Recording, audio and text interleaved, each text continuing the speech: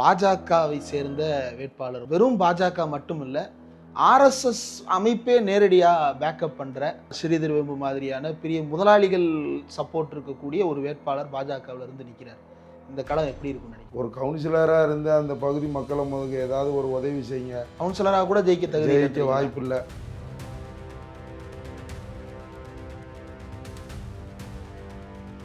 ஸ்டைலான நடையும் பாவனைகளும் தான் அண்ணன்ட்ட உள்ள சொத்து. மற்றபடி மக்களுக்கான என்ன பண்ண போகிறோம், அந்த மக்களோட வேதனைகள்லாம் தெரியாது. எனக்கே நிறைய பேர் ஃபோனை போட்டு நீங்கள் ஜெயிச்சிடுங்க பிரதர், உங்களுக்கு வெற்றி உறுதி.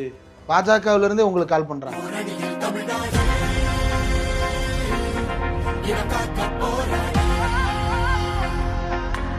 சரி, செம்போலி அணை திட்டம், செம்போலி அணை திட்டங்காரா இவர் ஒரு முறையாவது 2 மாநிலம் பேச்சுவார்த்தைக்கு இவர் கூப்பிட்டு வச்சு பேசியிருக்கிறதுக்கு முயற்சி எடுத்திருக்காரா? மோடிகிட்ட மனு கொடுத்துருக்காரா? பினராயி விஜயன் அவரிடத்தில் உட்கார்ந்து மனு கொடுத்து அதுக்கான முடிவுகள் எங்களுக்கு வேணும். இந்த தொழிலை சார்ந்து தமிழ்நாட்டில் மட்டும் பார்த்தீங்கன்னா 3 லட்சம் பேர் கேரளாவில் இருக்காங்க. என் தொகுதியில் மாத்திரம் 15,000க்கு மேற்பட்டவர்கள் தொழில் செய்துட்டு வராங்க. அவங்களுக்கான நீதி கிடைக்கணும், நீங்கள் அவர்களை பாதுகாக்க வேண்டும் சொல்லி மனு கொடுத்துட்டு அதுக்கு அவர் உறுதி தந்தார. சங்கரன்கோயில் ராஜா கேரள அரசாங்கத்தினுடைய திட்டத்தை பேசி சரி செய்கிறார்.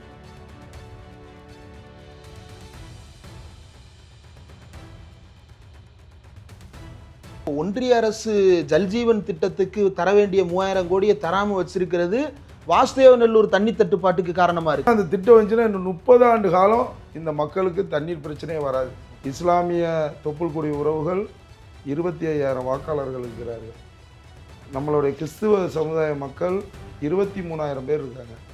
48,000 பேருமே முழுமையாக பிஜேபி அரசால் பாதிக்கப்படக்கூடியவர்கள். இன்னைக்கு வரைக்கும் ஒரு சர்ச்சை தேவாலயத்தை விரிவுபடுத்துறதுக்கு அப்ஜெக்ஷன் தெரிவிக்கக்கூடியவர் ஆனந்தன் ஐயாச்சாரி. தொடர்ந்து திராவிட மாடல் 2.0 அமையும். வெல்வோம் 200, படைப்போம் வரலாறு. ஒரு காலமும் தமிழ்நாடு தலைகுனியாது.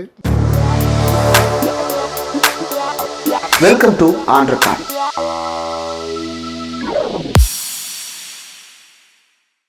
பேரலை நேயர்களுக்கு வணக்கம். Welcome to on record. இன்றைக்கு நம்மோடு தேர்தல் சிறப்பு நேர்காணலுக்காக தென்காசி வடக்கு மாவட்ட செயலாளர், திராவிட முன்னேற்ற கழகத்தினுடைய சங்கரன்கோயில் சட்டப்பேரவை உறுப்பினர், அது மட்டுமல்ல தமிழ்நாடு பவர் லிஃப்டிங் அசோசியேஷனுடைய தலைவராக இருந்து ஆசிய அளவில் பதக்கம் வென்றவர், பல்வேறு நாடுகளில் அந்த போட்டிகளில் கலந்து கொண்டு வெற்றி பெற்றவர், அவர் தான் நம்மோடு இணைந்திருக்கிறார்.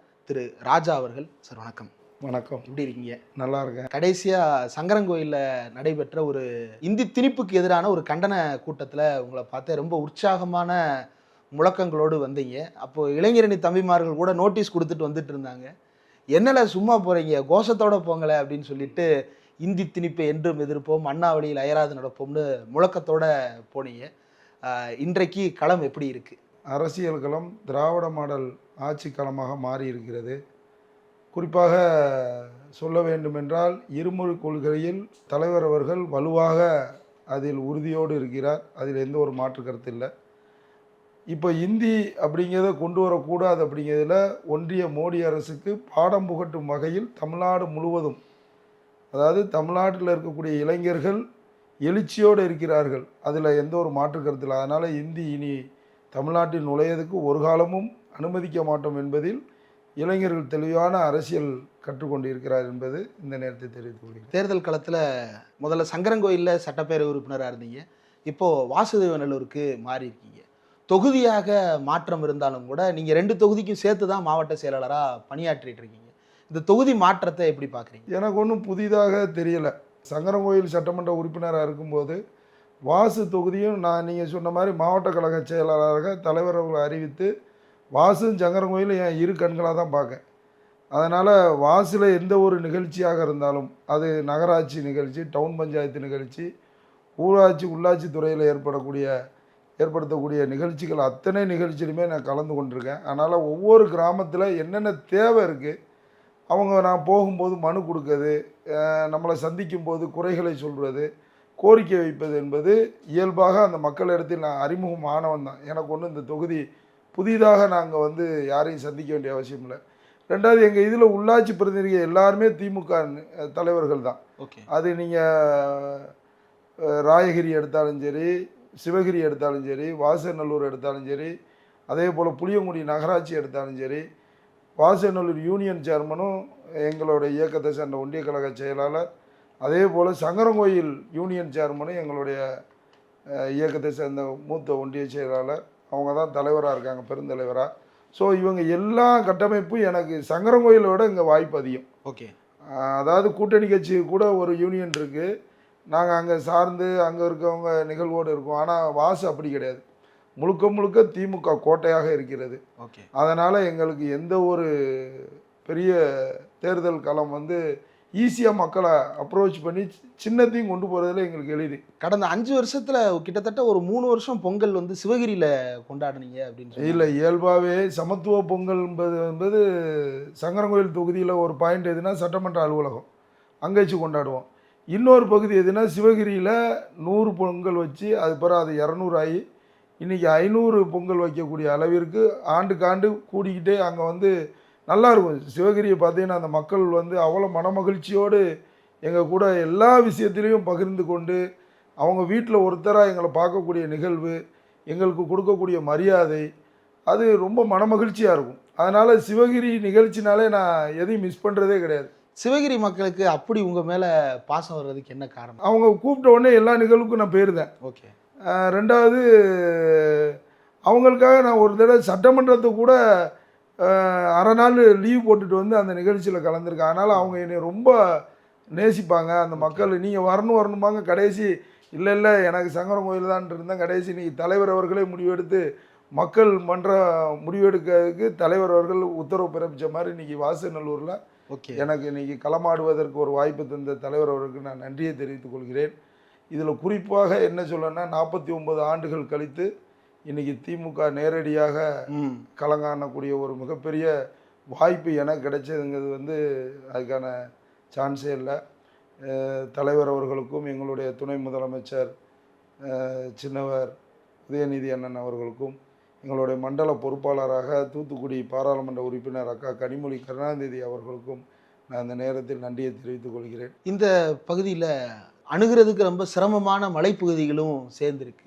அங்கே உங்களுக்கு எந்த அளவுக்கு வரவேற்பு இருக்குது? வாசநல்லூர் தொகுதியை பார்த்தீங்கன்னா கொஞ்சம் சின்ன தொகுதி தான். சங்கரங்கோயிலை ஒப்பிடும்போது மிக சிறிய தொகுதியாக தான் தெரியும். ஏன்னா சங்கரங்கோயில் 3 மாவட்டம் எனக்கு வரும்.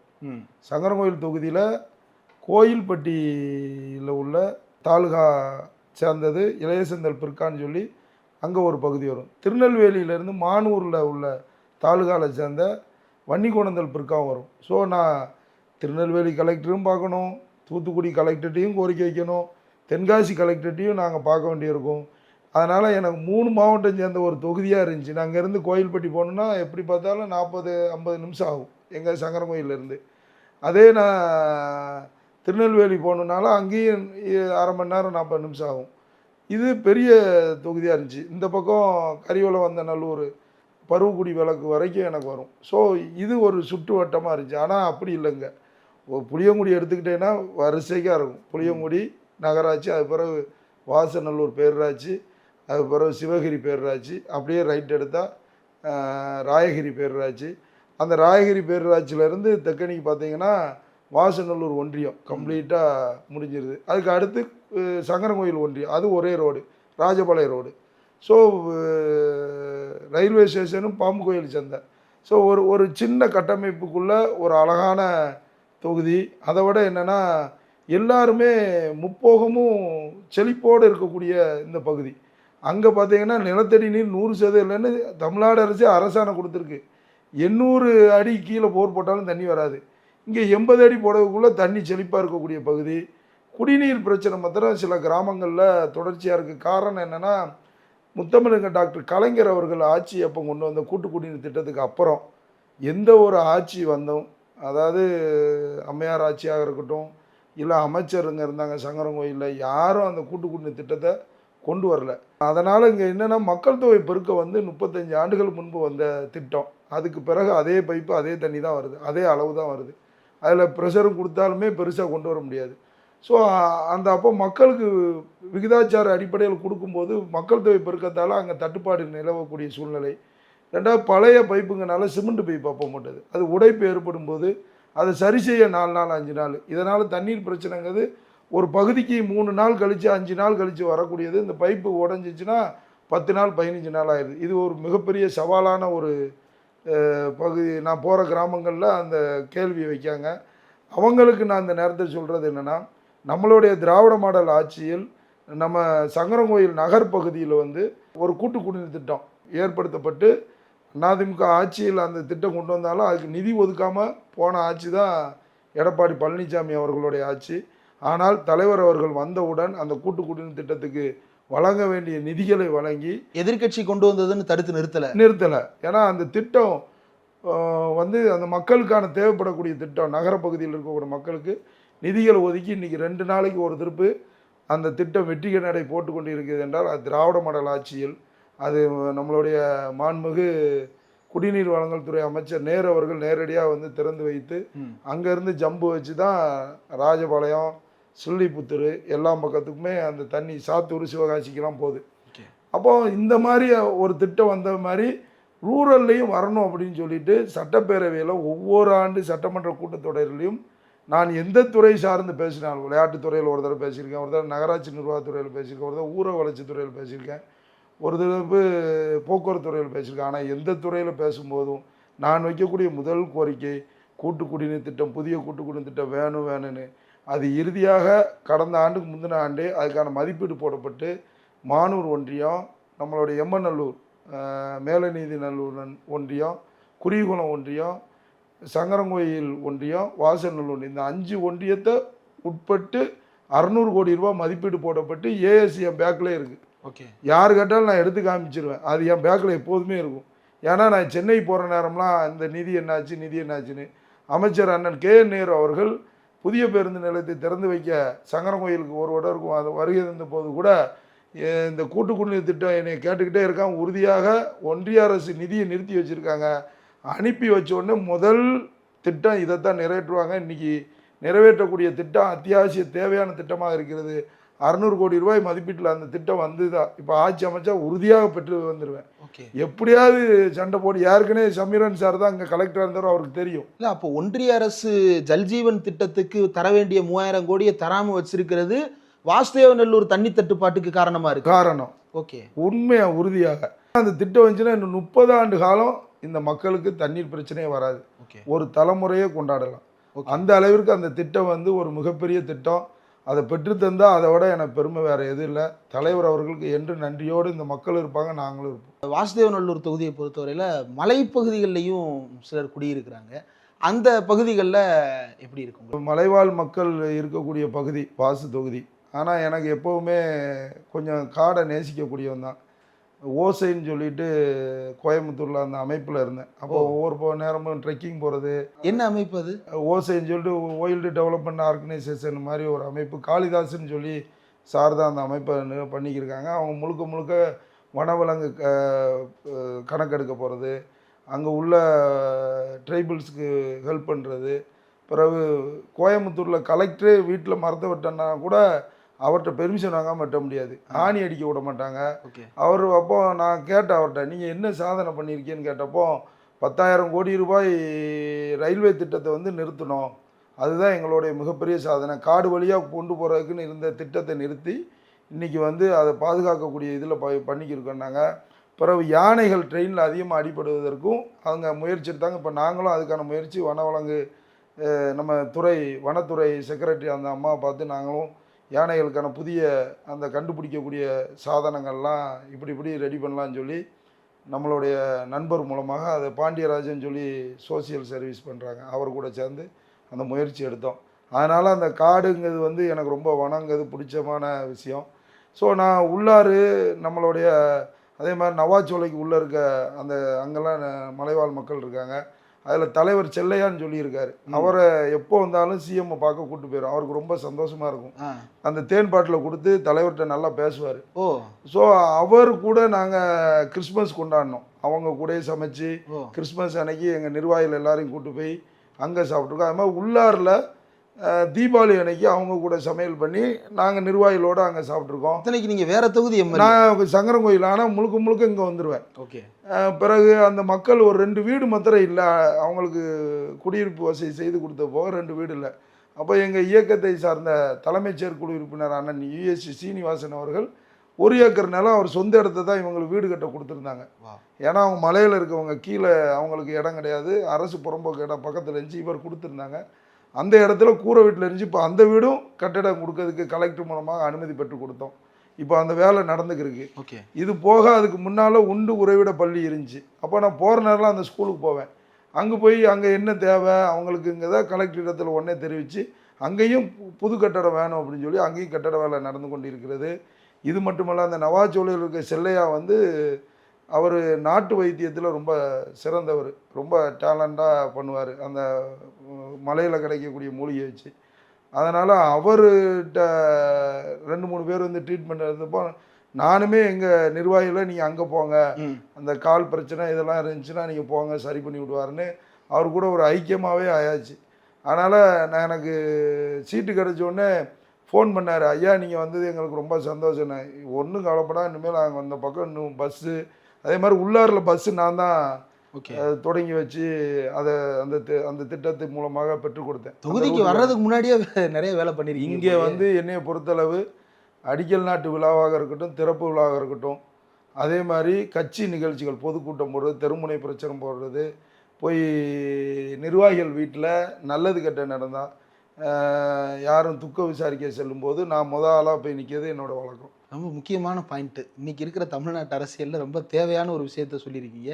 இந்த நல்லது கெட்டதுக்கு போகிறது அது ஏன் அவ்வளோ முக்கியமாக? எந்த திமுக காரங்கிட்ட கேட்டாலும் கேதமாக நாங்கள் போய் நிற்போம், சடங்காக நிற்போம், காது குத்தா நிற்போம், கல்யாணமாக நிற்போம். இந்த நல்லது கெட்டதுக்கு போகிறது, அதுவும் குறிப்பாக அவங்க வீட்டில் ஒரு துக்கம் நடந்துருச்சுன்னா கண்டிப்பாக போகிறது, அதை ஏன் அவ்வளவு அழுத்தம் கொடுக்குறீங்க? சங்கரங்கோயிலில் மட்டும் நான் ஒரு குறைஞ்சது பார்த்தா ஒரு 5000 வீட்டுக்காக போயிருப்பேன் துக்க விசாரிக்கு. ஓகே. அது எல்லாம் அதில் குறையதுக்கு வாய்ப்பே இல்லை. ஒரு நாளைக்கு 10 வீடு 15 வீடும் போயிருக்கேன், போகாமல் இருந்ததே கிடையாது. எனக்கு தகவல் வந்துடும். அதுவும் நகரத்துலலாம் வந்து உடனே தகவல் வந்த உடனே நேரடியாக போய் அவங்க துக்கத்தில் அனுசரிக்கும் போது அவங்களுக்கு ஒரு மகிழ்ச்சி. என்னென்னா நம்ம துக்கத்தை பகிர்ந்துருக்குள்ளதுக்கு சட்டமன்ற உறுப்பினர் வந்திருக்காரு, அது நம்ம அப்பா இறந்த இடத்துல ஒரு பெரிய விஷயமா இருக்கும். எனக்கு தெரிஞ்சு என்னுடைய இந்த காசி மேச்சபுரத்தில் சரவணன் சொல்லியிருந்தார், அவர் இறந்தப்போ கலெக்டர் வந்துட்டு போனார். அவர் எந்த அரசியல் பின்புலம் கிடையாது, ஒன்றும் கிடையாது. ஆனால் அந்த பகுதியில் ஆன்மீகத்தில் கொஞ்சம் இதை பிரபலமாக இருந்தவர் ஒரு ஆக்சிடெண்ட் விபத்தில் இருந்தோடனே அதை என்னோடய பிரதர் சொல்லும்போது, அவன் இறந்த வீட்டுக்கு கலெக்டர் வந்தார், அதை விட என்னடா அவனுக்கு பெருமை வேணும் அப்படின்னாரு. ஓகே. ஸோ இந்த இடத்துல எனக்கு ஒரு மைண்டு ஓடிக்கிட்டு இருந்துச்சு, கலெக்டர் வந்தால் அந்த இறப்பு வீடு கூட அது பெரிய விஷயமா பேசுவாங்களோ அப்படிங்கிற ஒரு மன நினச்சி. அப்போ ஒருத்தவங்க வீட்டுக்கு போகும்போது அவங்கள்ட்ட அந்த இறப்பு வீட்டுக்கு வந்திருக்காங்கன்னா அந்த வீடோட பெருமையும் சுற்றி இருக்கவங்களுக்கு ஒரு பரவாயில்ல எம்எல்ஏ வந்துட்டு போகிறாரு, அப்போ அவர் பெரிய உதவியெல்லாம் நிறைய பேர் பண்ணியிருப்பார், அதனால தான் பழக்கத்தில் வராங்க ஒரு நினைவு. பிற இயக்கத்தில் இருக்கக்கூடியவங்க அவங்களுக்கு நம்ம செய்த இறுதி மரியாதை அந்த கொடியை அவங்களோட உடலில் சாத்தி அவங்களுக்கு மாலை போட்டு மரியாதை செய்து அவங்கள பற்றி நினைவுகளை, இந்த இயக்கத்திற்கு அவங்க அர்ப்பணித்த செயல்களை எங்களுடைய சீனியர்கள் சொல்லுவாங்க. அங்கே இரங்கல் தீர்மானத்தை ஏற்படுத்தி அங்கே அது பண்ணுறது வந்து ஒரு மிகப்பெரிய ஒரு சேவையாக தான். ஒரு படத்திறப்பு விழா, ஒரு அதுக்கு பிறகு படத்திறப்பு விழா, அவர் நினைவு கம்பங்கள், கொடி கம்பம் அப்படிங்கிறது தொடர்ச்சியாக அவர் அந்த இயக்கத்துக்கு பணியாற்றுறது வரக்கூடிய சந்ததிகள் தலைமுறைகளுக்கு அது ஒரு எடுத்துக்காட்டாக இருக்கும். இப்படிலாம் பண்ணியிருக்காங்களா அப்படின்னு. ஆனால் இப்போ வந்து இப்படிலாம் துக்கம் விசாரிக்கலாமான்ற அளவுக்கு ஒரு சிலர் வந்து ஆஃபீஸுக்கே கூப்பிட்டு வீட்டுக்கே கூப்பிட்டு துக்கம் விசாரிக்கிறாங்க. நீங்கள் அந்த மாதிரிலாம் ட்ரை பண்ணக்கூடாதா? மக்களோட இல்லைல்ல, அவங்க மாளிகையில் இருந்தவங்க, ஜன்னல்ல இருந்து பார்த்து சந்தோஷப்பட்டவங்க, அந்த சந்தோஷம் அவங்களுக்கு மட்டுமே அவங்க தான் இன்றைக்கி கட்சி ஆரம்பிச்சிருக்காங்க. அவங்கள பற்றி பேச வேண்டாம்னு நினைக்கிறேன். ராஜா எங்கேருந்து வர்றாரு? அவங்கெல்லாம் மாளிகையிலேருந்து வராங்கன்னா நீங்கள் எங்கேருந்து வர்றீங்க? உங்களுடைய ட்ராவல் இயல்பாக வந்து நான் ஒரு சாதாரண விவசாயியோட மகன்தான். அப்பா பெருசாலாம் ஒன்றும் படிக்கலை, 5ஆவது படித்தவர். அம்மா அதுவும் இல்லை. நான் என் குடும்பத்தில் 3ஆவது பையன். எங்கள் அப்பா கடினமான உழைப்பாளி, வியாபாரம் இதெல்லாம் கொஞ்சம் கொஞ்சமாக தன்னை டெவலப் பண்ணிக்கிட்டு இன்றைக்கி வந்து அந்த எங்களுடைய ஊரில் வந்து கிராமத்திலே ஒரு பெரிய தலைவர் மாதிரி இருக்கக்கூடிய அந்தஸ்தை பெற்றவர். பெரிய நில சுதந்திரா அவர் உருவாக்கிக்கிட்டாரு. இன்னைக்கு அதிகமான விவசாயம் தாத்தா சொத்து கிடையாது, சம்பாதி சம்பாதிச்சது. எல்லாமே அப்பா சம்பாத்தியது. Okay. தோப்புக்கு போகிறது, பின்னங்கொட்டை பிறக்கிறது, தேங்காய் பிறக்குதுங்கிறது வந்து ஒரு விவசாய வீட்டில் காலையில் நடக்கக்கூடிய ஒரு இயல்பான விஷயம். ஏன்னா ஒரு தேங்காவோட வேல்யூ நமக்கு தெரியும். எங்கள் அப்பா இளநீ சாப்பிட்டு நான் பார்த்ததே இல்லை. தென்னையில் இருக்கக்கூடிய இளநியை வெட்டி சாப்பிட்டு நான் பார்த்ததே இல்லை இப்போ வரைக்கும். Okay. அப்படி குரங்கு ஏதாவது பிடுங்கி போட்டிருந்தா அதை கொண்டு வந்து எங்களுக்கு தான் தந்திருக்காரு. அப்போ தான் நாங்களே இளநியை ருசி பார்ப்போம். அதுவும் குரங்கு பிடுங்கி போடுறதுல ரொம்ப டேஸ்ட்டாக இருக்கும். ஆ. ஸோ எங்கள் அப்பா அந்த விவசாய பின்புலத்தில் வந்து அப்படியே கல்விக்கு வந்து எவ்வளோ முக்கியத்துவம் கொடுக்குன்னு தெரியல. அரசு பள்ளியில் தான் நாங்கள் படித்தோம். அண்ணன், நான், அக்கா எல்லாம் அரசு பள்ளியில் படித்தோம். அது பிறகு காலத்தின் சூழ்நிலை பிகாம் வந்து பரமகல்யாணி கல்லூரியில் நான் பிபிஎட் போகணுன்னு நினச்சேன். அங்கே இந்து காலேஜில் கிடைக்கல. அது பிறகு Physical education படிக்கிறது. அது பிறகு பரமகல்யாணில் பிகாம் முடிச்சுட்டு அப்பாவுக்கு அப்போ வழக்கறிஞர் தொடர்பு இருந்துச்சு. ஒரு வழக்கு நடந்திருந்ததுனால அவருக்கு பழம் கொண்டுட்டு போய் கொடுக்க, பலாப்பழம் எங்கள் தோட்டத்தில் விளையக்கூடிய பலாப்பழம், வாழைப்பழம், மாம்பழம்லாம் முக்கணிகளும் நாங்கள் போய் உறவினர் யாரும் விற்க மாட்டோம். அதை அப்படியே ஃப்ரெண்ட்ஸு, அப்பா ஃப்ரெண்ட்ஸுக்கு, முக்கியஸ்தருக்கு கொடுப்போம். இப்போ வரைக்கும் அதுதான் நடக்கும். அதை கொடுக்கும்போது அவர் சொன்னார், ஏன் என்ன படிக்காம பையன் அப்படின்னு கேட்டார். பாண்டியன் பிள்ளைன்னு சொல்லி அந்த வழக்கறிஞர் சீனியர் மோஸ்ட் அவர் இறந்துட்டாங்க. அப்போ கேட்கும்போது அப்பா சொன்னார், அவன் ஏதோ எம்பிஏ படிக்க போகிறான்னு சொல்லியிருக்கானாரு. உன் பையனை வக்கீல் படிக்க வையா, உனக்கு தான் சொத்தெல்லாம் இருக்கலாம், அதை பார்க்கணும்ல அப்படின்னோடனே அப்பாவுக்கு ஒரே சந்தோஷம். வக்கீல்னால் அவர் பிரம்மாண்டமாக பார்வை, அவரோட பார்வை. அப்போது அப்பா என்கிட்ட வந்து, இல்லை நீ படித்தே ஆகணும், இப்போ அதெல்லாம் பெரிய புக்காக இருக்கும்பா, என்னால் என்னப்பா படிக்க முடியும், கஷ்டம்பா அப்படின்னேன். அதெல்லாம் இல்லை, படிக்கலாம், நீ பாரு, ட்ரை பண்ணி என்னன்னாலும் செலவழிச்சிருவோம் பாரு அப்படின்னாரு. டம்பல்ஸ் தூக்க நினைச்ச கைகள்ல லா புக் கொடுத்துட்டாங்க. ஆமாம், அப்பவும் நான் அங்கே கோச்சாக இருக்கேன். எங்கள் சேலத்தில் சோனா காலேஜில் வெயிட் லிஃப்டிங் கோச்சாக இருந்தேன். ஓ. அந்த கல்லூரி பக்கத்தில் ரூம் எடுத்திருந்தேன். அப்புறம் அங்கே கோச்சிங் கொடுத்துக்கிருந்தேன். ஓகே. அப்போ யூனிவர்சிட்டியில் ஒரு பொண்ணு வின் பண்ணி அப்துல் கலாம் ஐயாட்ட அவார்டே வாங்கினாங்க. ஓகே.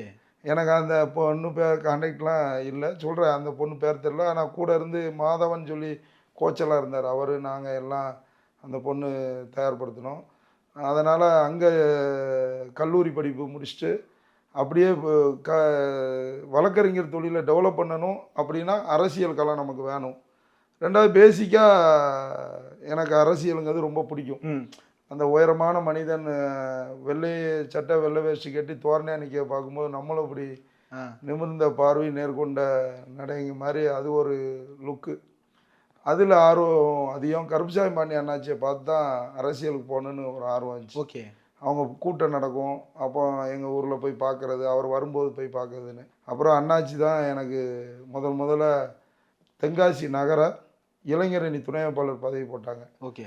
அப்போ எல்லோரும் வந்து என்ன சால்வை போடுதாங்க, ஓ இது இப்போ கட்சியில் பொறுப்பு இருந்தால் சால்வா மரியாதை இதெல்லாம் கிடைக்குமோ அப்படின்ட்டு சாதிர்னு சொல்லி அண்ணன் தான் என்னை அப்படியே அரசியல் பாதையில் கூப்பிட்டு போனது. ஒவ்வொரு கூட்டம்னா கூப்பிட்டுட்டுருவார், அவர் கூட பயணம் பண்ண. அவர் ரத்த தான கழகம், தளபதி ரத்த தான கழகம்னு வச்சுருந்தாங்க. ஓகே. அது பிறகு அவர் நகர செயலாளர் போட்டியிடுதார், நகர செயலாளரை வின் பண்ணுறாரு. அப்புறம் அவர் கூட என்னோடய பயணங்கள் போகுது. கவுன்சிலர் ஆகணும்னு நினச்சி என்னோடய கனவு தொடங்குது. நம்ம கவுன்சிலருக்கான வேலையை பார்க்க, கவுன்சிலர் எலெக்ஷன் வரக்கு முன்னாடியே ஒரு பாலம் உடஞ்சிருது. பாலத்தை நானே கட்டி கொடுக்கேன், ஒரு 50,000 ரூபா செலவு பண்ணி கட்டி கொடுக்கேன்.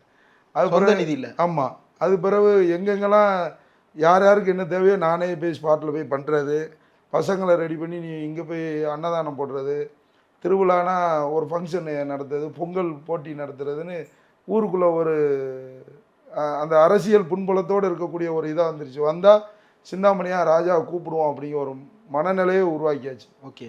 அது பிறகு சாதிரன் சொல்கிறாரு, உள்ளாட்சி தேர்தல் வருதுப்பா, நம்ம அரசியலில் இது சேர்மனுக்கு போட்டி விடுவோம், ரிசர்வ்னா நீ நெல், இல்லைன்னா நான் அண்ணன் நிற்க, நீ துணைத் தலைவர்னு சொல்லி 2 பேரும் ஸ்டார்ட் பண்ணி ஒரு அமைப்பை உருவாக்குதோம். அப்புறம் மாணவரணி துணை அமைப்பாளர் பதவி கிடைக்கி, அது தலைவர் அவர்கள் அறிவித்து கிடைச்சது. அது பிறகு சிவபத்மநாபன் சொல்லி அவர் மாவட்ட செயலாளர் வராங்க. அவங்க கூட என்னோடய பயணம் தொடங்குது. அவங்க தான் 2019 பாராளுமன்ற தேர்தல் வருது, வேட்பாளருக்கு நீங்கள் போட்டியிட விருப்பம் இருந்தால் முயற்சி எடுங்க அப்படிங்காரு. நாங்கள் முயற்சி எடுக்கோம். அந்த இடத்துல தனுஷ் எம் குமார்னு நம்ம அண்ணனுக்கு அந்த வாய்ப்பு கிடைக்கி, இளைஞரணி. அப்போ ஏன் நமக்கு சீட்டு கிடைக்கல, எந்த இடத்துல நம்ம விட்டோம் அப்படிங்கிறத ஒர்க் அவுட் பண்ணேன். அதுக்கான முயற்சி எடுத்தேன். 2021 சட்டமன்ற வேட்பாளராக முழுக்க அண்ணன் சாதிர் அவர்கள் துணையோடு ஐயா பொதுச்செயலாளர் சப்போர்ட் பண்ணாங்க. 35 வயசுல எம்எல்ஏ ஆயிட்டீங்க. தலைவர் அவர்கள் அந்த வாய்ப்பை கொடுத்தாங்க. ஓகே. அதுவும் 32 வருஷம் கழிச்சு திமுக வெற்றி பெற்ற தொகுதி சங்கரன்கோயில் ரொம்ப வருஷமா ஜெயிக்கவே முடியாதுன்னு இருந்த தொகுதி சங்கரன்கோயில். அதை எப்படி பிரேக் பண்றீங்க சங்கரன்கோயில? எம்பி தேர்தலை ஒட்டி நாங்கள் களப்பணி ஆட்டினேன். கிராம சபை கூட்டம்னு தலைவர் அறிவித்து ஒவ்வொரு பகுதியும் நான் சங்கரன்கோயில் ஃபுல்லாக சுற்றுப்பயணம் பண்ணேன். ஸோ எனக்கு ஒரு ஐடியா இருந்துச்சு, இங்கே இவ்வளோ தான் அந்த தொகுதி பெரிய தொகுதி, எப்படி களங்காண போகிறோம்ங்கிறது ஒரு சிந்தனையில் இருந்துச்சு. பட்டு உள்ளே போனோடனே அந்த மக்கள் ரொம்ப என்னை ஏற்றுக்கிட்டாங்க. இல்லை சந்திக்கும் போது இங்கே அங்கே ஆப்போசிட் பார்ட்டி ராஜலட்சுமின்னு சொல்லி ஒரு அம்மா இருந்துச்சு, ஏடிஎம்கே அமைச்சராக இருந்தாங்க. அவங்க மேலே பயங்கர அதிருப்தி. அப்புறம் தலைவர் அந்த நேரத்தில் அவரோட தேர்தல் அறிக்கை வந்து ஐயா முத்துராமலிங்க தேவர் அவர் கல்லூரி ஒன்று இருக்குது, கலைஞர் கொடுத்தது, அந்த கல்லூரியை மீட்டு தருவோம்னு சொன்ன தேர்தல் அறிக்கையெல்லாம் வந்து ரொம்ப அங்கே மக்கள் மத்தியில் எழுச்சியாக இருந்துச்சு. பிறகு மகளிர் உரிமை திட்டம் அது இதுன்னு தேர்தல் அறிக்கை 511 தேர்தல் அறிக்கை, அது மக்கள் மத்தியில் பயங்கர ரீச்சு. அது ஒரு பக்கம். இன்னொரு பக்கம் ராஜலட்சுமி சகோதரி அவங்க மேலே உள்ள அதிருப்தி, மக்கள் எங்கள் மீது வைத்த நம்பிக்கை, இது எல்லாம் ஒட்டுமொத்தமாக வெற்றி கனியை பறிப்பதற்கு உறுதுணையாக இருந்தது. நீங்கள் போன தடவை களம் கண்டபோது அதிமுக நேரடியாக இருந்தது. இந்த முறை உங்களுக்கு களத்தில் பாஜகவை சேர்ந்த வேட்பாளர் வர்றாரு. அதுவும் வெறும் பாஜக மட்டும் இல்லை, ஆர்எஸ்எஸ் அமைப்பே நேரடியாக பேக்கப் பண்ணுற, குறிப்பாக ஸ்ரீதர் வேம்பு மாதிரியான பெரிய முதலாளிகள் சப்போர்ட் இருக்கக்கூடிய ஒரு வேட்பாளர் பாஜகவில் இருந்து நிற்கிறார். இந்த களம் எப்படி இருக்கும்னு நினைக்கிறேன்? சகோதரர் ஆனந்தன் ஐயாச்சாமி எனக்கு அறிமுகமானவர் தான். வாய்ஸ் ஆஃப் தென்காசின்னு வச்சு ஒரு தகர செட்டு 4 கம்பி வச்சு அங்கங்கே பஸ் ஸ்டாண்டை போட்டுக்கிட்டு நாங்கள் வந்து சோசியல் சர்வீஸ் பண்ணுதோம்னு சொல்லுவார். பஸ் ஸ்டாண்டு இப்போதைக்கு எங்கேயுமே வச்ச பஸ் ஸ்டாண்டில் கம்பி கூட இல்லை. ஆனாலும் பிரதர் அமெரிக்காவிலேருந்து வந்ததுனால தஸ்புஸ் இங்கிலீஷும் ஸ்டைலான நடையும் பாவனைகளும் தான் அண்ணன்ட்ட உள்ள சொத்து. மற்றபடி மக்களுக்கான என்ன பண்ண போகிறோம், அந்த மக்களோட வேதனைகள்லாம் தெரியாது. இங்கு பிரச்சனை என்னென்னா, இன்னும் உப்பு தண்ணி குடிக்க கிராமங்கள்லாம் இருக்குங்கிறது அவருக்கு எந்த கிராமம்னு கூட தெரியாது.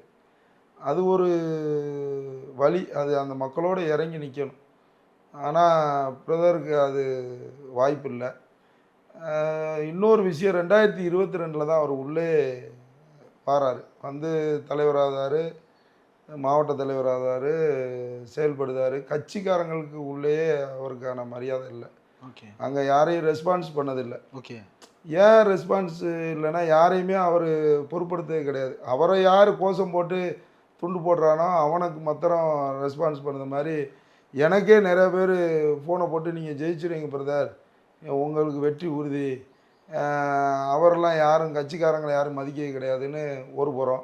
பாஜகவிலிருந்தே உங்களுக்கு கால் பண்ணுறாங்க. ஆமாம். ஓ, அது ஒரு பக்கம். இன்னொரு பக்கம் அவரோட செயல்பாடுங்கிறது வந்து பெருசாக ஒன்றும் இல்லை. நான் வேலை வாய்ப்பு உருவாக்குதானே, எத்தனை பேருக்கு வேலை வாய்ப்பு வாங்கி கொடுத்துட்டாரு பட்டியலிட்டு சொல்லுங்கள். இன்றைக்கி தனியார் கம்பெனிகளுக்கு நேரடியாக நம்மளுடைய அரசே வேலைவாய்ப்பு முகாம் வச்சு தென்காசி மாவட்டத்தில் 6 முகாம் நடத்தியிருக்காங்க. ஒவ்வொரு முகாம்லையும் 800க்கும் மேற்பட்டவர்கள், குறைஞ்சது 500க்கும் மேற்பட்டவர்கள் வேலைவாய்ப்புக்கு சென்றிருக்காங்க. என்கிட்ட எல்லா இதுவுமே இருக்குது. அரசு செய்த சாதனைகள் அது ஒரு சாதனை. இன்றைக்கி விளையாட்டு வீரர்களுக்கு வருடத்திற்கு 100 பேருக்கு அரசு மற்றும் பொது துறையில் இன்றைக்கி வேலைவாய்ப்பு. இன்றைக்கி மாற்றுத்திறனாளிக்கு விளையாட்டுத்துறையில் சாதித்தவங்களுக்கு 100 பேருக்கு வேலைவாய்ப்பு. எப்படிப்பட்ட திட்டங்க ஏங்க! இந்த செஸ்ஸு இதெல்லாம் வந்து கேரம் போர்டுலாம், ஏதோ கேரம் போர்டு கூட எல்லார் வீட்லேயும் நம்ம வாங்கி வச்சு விளாண்டுருக்கோம். செஸ்ஸெல்லாம் ஒரு உயர்ந்த ஜாதியினர் விளையாடக்கூடிய விளையாட்டாக இருந்ததை பாமர மக்கள் அரசு பள்ளியில் சத்துணவு சாப்பிட்டுட்டு அந்த டயத்தில் விளாண்டுட்டு போயிரு தான் எங்கேயோ போய் நின்றுக்கிருக்கான், சாதிச்சுக்கிருக்கான். இது எப்படிப்பட்ட மக்களை உருவாக்கிருக்கு இந்த சமூகம். இந்த ஆட்சியோட சாதனை எவ்வளோ இருக்குது. இவர் எதை சொல்லி கேட்பார்? மத்தியில் ஆட்சி ஆண்டுக்கு இருக்குது, இவரால் ஒரு திட்டத்தை கொண்டு வருமா? சரி, செம்போலி அணை திட்டம், செம்போலி அணை திட்டங்கார இவர் ஒரு முறையாவது 2 மாநிலம் பேச்சுவார்த்தைக்கு இவர் கூப்பிட்டு வச்சு பேசியிருக்கிறதுக்கு முயற்சி எடுத்திருக்காரா? மோடிகிட்ட மனு கொடுத்துருக்காரா? இல்லை மோடி அவர்கள் இங்கே வருகை இருந்தப்போ, அமித்ஷா வருகை இருந்தப்போ என்னைக்காவது ஸ்டேஜில் ஏறி செம்போலி அணை திட்டம் எங்கள் தாய் திட்டம், என் கிராம மக்கள்லாம் அதில் தான் விவசாயம் பண்ணிக்கிருக்காங்க, பொழைச்சிக்கிருக்காங்க, வாழறதுக்கு வழி இல்லாமல் இருக்காங்க, நீங்கள் இன்றைக்கி வந்திருக்கையில் மோடிஜி நீங்கள் இதை பேச்சுவார்த்தை கேரளா கவர்மெண்ட்டு தமிழ்நாடு கவர்மெண்ட்டையும் உட்கார வச்சு ஒரு தடவை பேசுனீங்கன்னா முடிவுக்கு வந்துடும், சொல்லக்கு எவ்வளோ நேரம் ஆகும்? நான் இன்றைக்கி சங்கரன்கோயில் தொகுதியில் பழைய இரும்பு கடை வச்சுருக்கவங்களுக்கு கேரளா கவர்மெண்ட் வந்து அரசே அதை நடத்த போகுதுன்னு சொன்னப்போ உடனடியாக சென்று அங்கே இருக்க முதலமைச்சரை நேரடியாக சட்டப்பேரவையில் பார்த்து பினராயி விஜயன் அவரிடத்தில் உட்கார்ந்து மனு கொடுத்து அதுக்கான முடிவுகள் எங்களுக்கு வேணும். இந்த தொழிலை சார்ந்து தமிழ்நாட்டில் மட்டும் பார்த்தீங்கன்னா 3 லட்சம் பேர் கேரளாவில் இருக்காங்க. என் தொகுதியில் மாத்திரம் 15,000த்துக்கு மேற்பட்டவர்கள் தொழில் செய்துட்டு வராங்க. அவங்களுக்கான நீதி கிடைக்கணும். நீங்கள் ஒரு பொது உடைமை கட்சி, நீங்கள் தொழிலாளர்கள் நலன் காக்கக்கூடிய கட்சி, நீங்கள் அவர்களை பாதுகாக்க வேண்டும் சொல்லி மனு கொடுத்துட்டு அதுக்கு அவர் உறுதி தந்தார. நீங்க போய் பினராயி விஜயனை பார்க்க? நான் போய் பார்த்தேன். அந்த நிர்வாகிகளோட எங்கள் தொகுதியில் இருக்கவங்களை, எங்கள் ஒன்றிய செயலாளர் எல்லாரும் கூட்டு போய் அவர் நேரடியாக பார்த்தேன். எங்களுடைய சிஎம்கிட்ட மனு கொடுத்தேன். நான் போய் பார்க்க போகிறேன், அனுமதி கிட்ட போய் பார்த்துட்டு வாங்க, மக்கள் பிரச்சனை தான் பிரச்சனை, போயிட்டு வாங்கன்னு எந்த முதலமைச்சர் அனுமதி தருவார்? கனிமொழி அக்காட்ட சொன்னேன், நீ உடனே போய் பார்த்து கொடுங்கன்னாங்க. அது என்ன திட்டம் கரெக்டா? பழைய இரும்பு வியாபாரம் பார்க்கறதுக்கு நம்மளுடைய பகுதியில் இருந்து கேரளாவில் இருந்து அங்கே தொழில் பார்க்காங்க. ஓகே. அவங்கள வாங்கிறது வந்து ஒவ்வொரு வீட்டுக்கு போய் பேப்பரு பிளாஸ்டிக்கு உடஞ்சி வச்சது வாங்குவாங்க. அதை வந்து இன்றைக்கி அரசே வந்து அதுக்கு ஒரு தனியார் நபரிடம் ஒப்படைச்சி அதை செயல்படுத்தணும் அப்படின்னு சொல்லியிருந்தாங்க. அப்படி செயல்படுத்தினா இவங்க வாழ்வாதாரம் இல்லை, இவங்க திரும்ப ஊருக்கு வரணும், என்ன தொழில் பார்ப்பாங்க? அப்போ அது தனியார்கிட்ட போயிடக்கூடாதுன்னு நீங்கள் போய் நிற்கிறீங்க. நீங்கள் இவங்களுக்கே கொடுக்கறதுக்கான முயற்சி எடுங்க, அரசு மாற்று ஏற்பாடு பாருங்கன்னா கண்டிப்பாக மறுபரிசீலனை பண்ணப்படுனார். இப்போ வரைக்கும் அந்த நினச்சிருந்தா அதை நிறைவேற்றிருக்கலாம், நிறைவேற்றாமல் நிறுத்தி வச்சார். ஐயா பினராயி விஜயன் அவர்களுக்கு நாங்கள் நன்றி சொல்லிக்கிறோம். எங்கள் கூட எங்கள் மாவட்ட சிபிஎம்மோட மாவட்ட தலைவர் உச்சிமாலி அவர்களும் என்னோடு வருகின்றிருந்தார்கள். சங்கரங்கோயில் ராஜா கேரள அரசாங்கத்தினுடைய திட்டத்தை பேசி சரி செய்கிறாரு. ரொம்ப முக்கியமான ஒரு செய்தி நீங்கள் சொல்லியிருக்கிறது. ஆனால் திமுகவை நோக்கி இப்போ இன்றைக்கு வரும்போது கூட ஆன்லைனில் ஒரு கூட்டம் நடந்துக்கிட்டு இருக்கிறத பார்க்க முடிந்தது. திமுக ஒரு தீய சக்தி, ஓம் சக்தி பராசக்தி அப்படின்னு சொன்னால் திமுக ஒரு தீய சக்தின்னு மக்கள் சொல்கிறாங்க அப்படின்னு ஆனந்தன் ஐயாசாமி பிரச்சாரம் பண்ணுறாரு. ஆனந்தன் ஐயாசாமி கிட்ட நான் கேட்கறது ஒன்று தான், ஒரு கவுன்சிலராக இருந்து அந்த பகுதி மக்களை முதல்ல ஏதாவது ஒரு உதவி செய்யுங்க, அதுக்கு பிறகு நீங்கள் சட்டமன்றத்தில் வந்து திட்டங்களை நிறைவேற்ற பாருங்கள். கவுன்சிலராக கூட ஜெயிக்க வாய்ப்பு இல்லை. அவர் ஊரில் நாங்கள் தாங்க ரீடிங்கு. அவர் தம்பியா அதிமுகவில் இருந்தார், அதிமுகவில் எம்எல்ஏ இருந்தவர், எலெக்ஷனில் நாங்கள் தான் ரீடிங்கு, திமுக தான் ரீடிங், இப்போவும் நாங்கள் தான் ரீடிங் ஆக போகிறோம். இன்றைக்கி சிறுபான்மைய மக்கள் அதிகமாக வசிக்கக்கூடிய பகுதி வாசவநல்லூர் பகுதி. ஆமாம், தமிழ்நாட்டில் சிறுபான்மையினர் அதிகமாக வசிக்கக்கூடிய பகுதிகளில் முக்கியமான பகுதி வாசவநல்லூர். இஸ்லாமிய தொப்புள்குடி உறவுகள் 25,000 வாக்காளர்கள் இருக்கிறார்கள். நம்மளுடைய கிறிஸ்துவ சமுதாய மக்கள் 23,000 பேர் இருக்காங்க. 48,000 பேருமே முழுமையாக பிஜேபி அரசால் பாதிக்கப்படக்கூடியவர்கள். ஃபாதர்லாம் வச்சு ஒரு 80 பேருக்கு மேற்பட்டவர்கள் மீட்டிங் அட்டன் பண்ணேன். அவங்க சொன்ன கோரிக்கைனா ரொம்ப ரொம்ப மனவலியை உருவாக்குற மாதிரி கோரிக்கை. இன்றைக்கி அவங்க அடக்கு ஸ்தலம் இருக்க, அவங்களோட உடலை அடக்கம் பண்ணுறக்கூடிய கல்லறை தோட்டத்துக்கு கூட அனுமதி கொடுக்க விடாமல் செயல்படக்கூடியவர் தான் ஆனந்தன் ஐயாசாமி. வேறு ஒன்றுமே இல்லை, சிம்பிளாக முடிச்சது. இன்னைக்கு வரைக்கும் ஒரு சர்ச்சை தேவாலயத்தை விரிவுபடுத்துறதுக்கு அப்ஜெக்ஷன் தெரிவிக்கக்கூடியவர் ஆனந்தன் ஐயாசாமி. ஆக்கிரமிப்புன்னு அப்ஜெக்ஷன் போட்டுட்டே இருக்கிறது கோர்ட்ல. எங்க ஒரு நபரை வச்சு எங்கேயாவது பெர்மிஷன் கொடுக்காங்கன்னா முதல் ஆளாக போய் அதை நிறுத்துவதற்கு முதல் தடை போடக்கூடியவர் ஆனந்தன் ஐயாசாமி. கோர்ட் மூலமாக இதை பண்ணுறது, கோர்ட் மூலமாக நேரடியாக போய் மனு போடுறது. அதாவது 30 டேஸ்க்குள்ளே பெர்மிஷன் கொடுக்கணும். மனு கொடுக்கப்பட்டு அந்த 30 டேஸ்க்குள்ளே கொடுக்கப்பட்டதாக கருதணும். ஓகே. ஆனால் இவங்க அதுக்கு முன்னுக்கூட்டியே அப்ஜெக்ஷன் போட்டு அங்கே தேவையில்லாத ஒரு கிரியேட் பண்ணி, இங்கே கோயில் இருந்துச்சு, பூமி கீழே எங்கள் தாய் உறங்கிக்கிருக்கான்னு சொல்லி ஒவ்வொன்றையும் காரணம் காட்டி இன்றைக்கி தேவாலய விரிவாக்கம், தேவாலயம் புதிதாக கட்ட விடாமல் இருக்குது, கல்லறை தோட்டம், இது பெரிய இஷ்யூ. ஓகே. இது ஒரு பக்கம். இன்றைக்கி அண்ணன் தம்பியாக மாமன் மச்சானா எங்களுடைய சவுத்து பேச்சு வழக்கில் இன்றைக்கி உரிமையோடு பழகிக்கிட்டு இருக்க மாமமார மாமிமார் தாத்தா அப்படின்னு சொல்லக்கூடிய உறவுமுறைகள் இருக்கக்கூடிய பகுதி புளியங்குடி பகுதி. ஒரு மையப்பகுதி, அருமையான பகுதி, விவசாய பெருங்குடி மக்கள், லெமன் சிட்டின்னு சொல்லுவாங்களே, அந்த இதக்கூடிய அவ்வளோ பேருமே அவ்வளோ ஒரு செழிப்பான உழைப்பாளிகள். காலையில் பார்த்தீங்கன்னா 8 மணிக்கெல்லாம் யாரும் இருக்க மாட்டாங்க, எல்லாரும் காட்டில் போய் பழம் பறிக்க போயிடுவாங்க, எலுமிச்சம்பழம் பறிக்க, தோட்டத்துக்கு வேலை போயிடுவாங்க, காய்கறி விளைய வச்சு பறிக்க போயிடுவாங்க. அந்த இஸ்லாமிய தோழர்கள் பறிக்கிற எலுமிச்சம்பழம் தான் கோயிலுக்கு. ஆமாம், அவங்கள்ட்ட தோட்டம் அதிகம் இருக்குது. ஓகே. கரடி ஒரு தடவை தாக்குச்சு, 5 பேர் பாதிக்கப்பட்டாங்க. அதில் அதிகமாக பாதிப்படைஞ்சது வந்து இஸ்லாமிய பெண். தலையில் இந்த ஹெட்டே இல்லை. இன்றைக்கி நிவாரணத்துக்கு அவங்களுக்கான மீதி எல்லாத்துக்கும் கொடுத்துட்டோம். அவங்களுக்கு மாத்திரம் மதிப்பு மருத்துவமனையில் அந்த சர்டிஃபிகேட் மதிப்பீடு போட்டு கேட்டிருக்கோம். அது வனத்துறை மூலமாக கொடுக்குது. ஓகே. இன்றைக்கி வனத்துறையை சார்ந்து இருக்கக்கூடிய மேய்ச்சல் புறம்போக்கு நிலத்தில் ஆடு மாடுகள் மேய்ப்பதற்கு அனுமதி ரத்து பண்ணியிருக்கு. யார்? பசுமை தீர்ப்பாயம். இது ஒன்றிய அரசு நீதிமன்றத்திலையும் வழக்கு போட்டிருக்காங்க. பட் எங்களுடைய தேர்தல் அறிக்கையில் 8வது கால்நடை வளர்ப்பு அதில் 8வதுல மனு கொண்டு போய் நான் தான் கொடுக்கறதுக்கு ஏற்பாடு செஞ்சேன். அதை தேர்தல் அறிக்கையில் தலைவர் அறிவிச்சிருக்கார்கள். கண்டிப்பாக அந்த மக்கள் கால்நடை வளர்ப்பிற்கு உதவிகரமாக இருக்கக்கூடிய அரசு திராவிட மாடல் அரசு. ஓகே. இன்னொரு தேர்தல் அறிக்கை வந்திருக்கு. ஒரு தாலுகாக்கு கண்டிப்பாக கால்நடை மருத்துவமனை அமைக்கப்படும் சொல்லியிருக்காங்க. நம்மளோட திருவெட்டுநல்லூர், வேற்றம்பட்டி, கோணமலை, அச்சம்பட்டி, பாம்பு கோயில் சேர்ந்த மடத்துப்பட்டி பஞ்சாயத்துக்கு உட்பட்டதில் ஒரு கால்நடை மருத்துவமனை நின்ன நாள் கோரிக்கை, அதையும் நிறைவேற்றி தருவோம். வரட்டாற்று திட்டத்தை அந்த ஊரில் போய் நான் வாக்குறுதி கொடுத்துட்டு வந்திருக்கேன். கண்டிப்பாக அதற்கான முயற்சிகளை முழுமையாக எடுக்கப்படும். இதெல்லாம் எங்களுக்கு வாக்கு வங்கி இல்லாத பகுதி.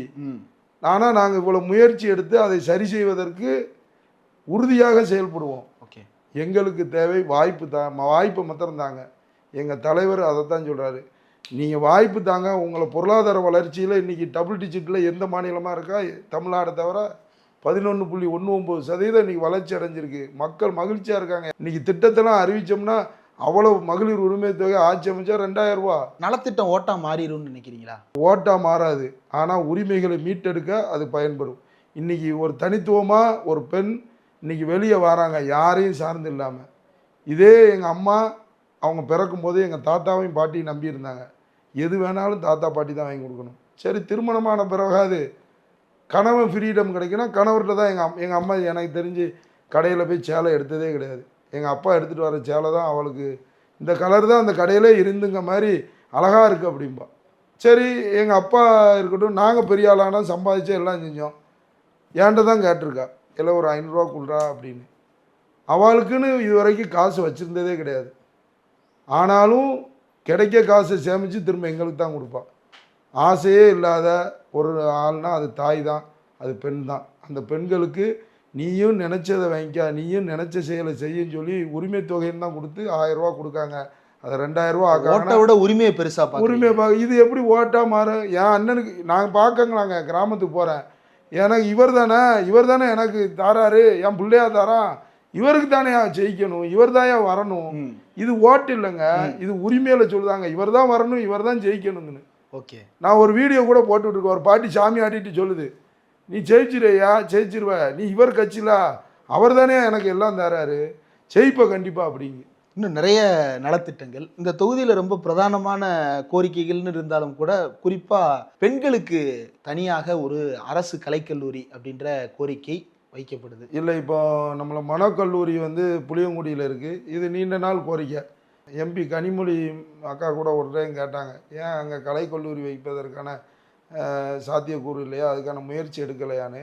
இல்லைக்கா, நான் தொகுதி இங்கனால கொஸ்டினில் போடலை, எம்எல்ஏ சதன பாட்டை கேட்கறதுக்கு முன்னாடி உங்கள் எம்பி கேட்குறாங்க. ஆமாம், அவங்ககிட்ட வரும் அந்த மனுக்கள் பெறும்போது வந்து அதிகமான மனுக்கள்லாம் அதையும் எல்லாத்தையும் ரீட் பண்ணுறாங்க. ரீட் பண்ணிட்டு அதை எங்கிட்ட சொல்லி ஏன் அதை சரி பண்ணலான்லாம் கேட்பாங்க. ஸோ அதை நாங்கள் வந்து சொல்லும்போது கண்டிப்பாக அதுக்கான முயற்சி எடுக்கப்படும். ஆனால் இப்போ நான் இங்கே சட்டமன்ற வேட்பாளராக வரும்போது என்னை வெற்றி பெறுச்சா கண்டிப்பாக முதல் முயற்சி அரசு கலைக்கல்லூரி வரும். அதில் எந்த ஒரு மாற்று கருத்து இல்லை. அது ஒரு நல்ல இடத்துல எல்லாரும் கிராமப்புற மக்கள்லாம் மாணவர்கள் பயன்பெறக்கூடிய அளவிற்கு அது சிறப்பாக அமையும். இந்த பகுதியில் சவுத்தில் பொதுவாகவே மதுரைக்கு கீழே இருக்கக்கூடிய எல்லா கிராமங்கள்ல இருந்தும் இந்த இராணுவத்துக்கு போகிறது அப்படின்றது வந்து ரொம்ப இயல்பாக எல்லா வீடுகள்லையும் இருக்குது. அவங்களுடைய பயிற்சிக்கு இடங்கள், அதாவது முன்னால் வந்து இராணுவத்துக்கு வந்து ஆள் பிடிச்சிட்டு போவாங்க வீட்டுக்கு வந்து.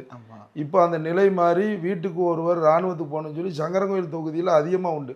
ஓகே. எங்களுக்கு தபால் ஓட்டு சங்கரங்கோயில் தொகுதியிலேருந்து இராணுவத்திலேருந்து அதிகமான ஓட்டு இருக்கும்.